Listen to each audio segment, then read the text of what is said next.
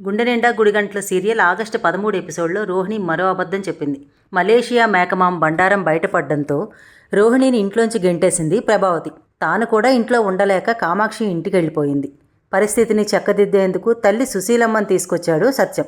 ఈరోజు ఎపిసోడ్లో ఏం జరిగిందంటే, రోహిణిని అందరి ముందు దోషిగా నిలబెట్టి పంచాయతీ పెట్టారు సత్యం ఫ్యామిలీ.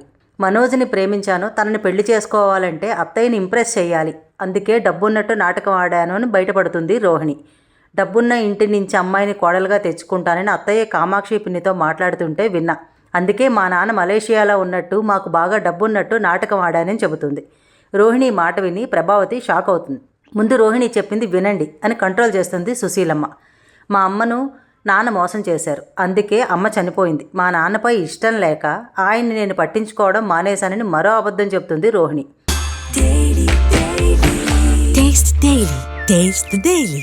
మరి తాకట్టు పెట్టిన ఇల్లు ఎలా విడిపించావని అడిగితే పార్లర్ అమ్మేశాను అంటుంది. ఇంకా ఎన్ని బాంబులు పేలుస్తావని ప్రభావతి కొట్టేందుకు వెళ్తుంది. అంతా అడ్డుకుంటారు. ఈ విషయం నాకు ఎప్పుడో తెలుసంటాడు సత్యం. నేనే చెప్పానని బయటపడతాడు బాలు. మరోసారి ఇంట్లో ఎవరికీ అబద్ధాలు చెప్పనంటూ హారతిపై ప్రామిస్ చేస్తుంది రోహిణి.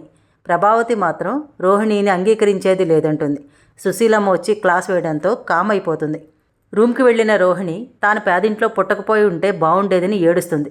ఇంతలో మనోజ్ రావడంతో కన్విన్స్ చేసేందుకు ట్రై చేస్తుంది. నా గురించి మొత్తం నీకు చెప్పాను, నన్ను ఎందుకు మోసం చేశావని అడుగుతాడు మనోజ్. నువ్వు మంచి పొజిషన్కి వెళ్ళిన తర్వాత నీకు అన్ని విషయాలు చెప్పాలి అనుకున్నా అంటుంది రోహిణి. నువ్వు చెప్పేది నిజమో అబద్ధమో తేల్చుకోలేకపోతున్నా అంటాడు మనోజ్. ఒట్టు అని రోహిణి చెప్పినా మనోజ్ నమ్మడు. బయటికి వెళ్ళిన మనోజ్ బాధపడతాడు. రోహిణి మాటల్లో పశ్చాత్తాపం కనిపించినా ఆమె ముఖంలో ఎలాంటి పశ్చాత్తాపం లేదంటాడు మనోజ్. ఇది కూడా మరో అబద్ధమే అని అనుమానిస్తాడు. తాను పుట్టింది అందరి చేతిలో మోసపోయేందుకా అని బాధపడతాడు. మరోవైపు బాలు, మీనా, రవి మేడపై మాట్లాడుకుంటారు. మనోజ్ చందమామ అయితే పార్లలమ్మ మచ్చ అంటాడు బాలు. రోహిణి ఇంకా ఏదో దాచిందంటాడు. శృతి కూడా బాలు మాటలతో ఏకీభవిస్తుంది. తండ్రి ఉన్నాడని చెప్పింది, పోయాడని చెప్పింది, అలాంటి ఫ్రాడ్ ఫోటో కూడా చూపించింది. కానీ తల్లి గురించి ఏమీ చెప్పలేదు, ఆమె ఫోటో కూడా చూపించలేదంటాడు బాలు. పార్లర్ అమ్మేసిన విషయం ముందే తెలుసని మనోజ్ చెప్పాడు. మరి నిజం తెలియగానే ఎందుకు తాగాడని డౌట్ పడతారు. ఇదంతా వింటాడు మనోజ్. ఈ మాటలన్నీ విని తిరిగి రూమ్కి వెళ్ళిపోతాడు మనోజ్. రోహిణి తన దగ్గర ఇంకా ఏదో దాస్తుందనే అనుమానం మనోజ్లో బలపడుతుంది. రూమ్కి వెళ్ళిన మనోజ్తో మాట్లాడేందుకు రోహిణి ప్రయత్నించినా తనని డిస్టర్బ్ చేయొద్దని గట్టిగా చెప్పేస్తాడు మనోజ్. మరోవైపు కుటుంబంలో అందరినీ ఓ చోట చేర్చాలని సుశీలమ్మ గార్డెన్లో భోజన ఏర్పాట్లు చేస్తుంది. ప్రభావతి మాత్రం ఈ వాతావరణాన్ని ఆస్వాదించలేకపోతుంది.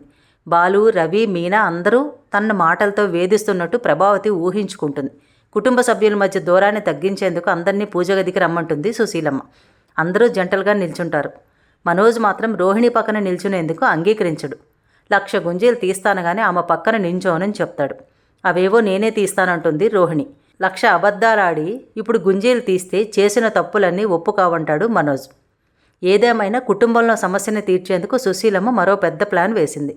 రవి, బాలును బయటికి పంపించింది. మరి రోహిణి, మనోజ్ మధ్య దూరం తగ్గుతుందా? ప్రభావతి మళ్ళీ కాంప్రమైజ్ అవుతుందా? రానున్న ఎపిసోడ్లో ఏం జరుగుతుందో చూడాలి.